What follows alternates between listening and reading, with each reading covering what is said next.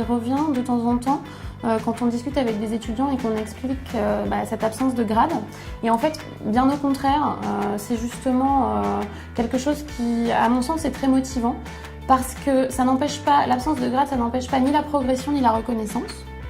Et donc, pour être très concret, même si on ne passe pas de grade, tous les ans, on a des entretiens de fin d'année, des augmentations, etc. Donc, de manière très concrète, notre salaire augmente, enfin, notre progression salariale n'en est pas ralentie.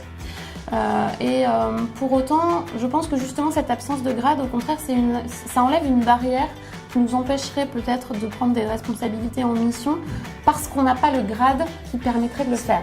Le fait de ne pas avoir de grade, ça veut dire que le seul critère qui jugera, c'est est-ce que le contexte est favorable, est-ce que du fait de notre expérience antérieure, c'est pertinent, et c'est le seul critère qui va prévaloir.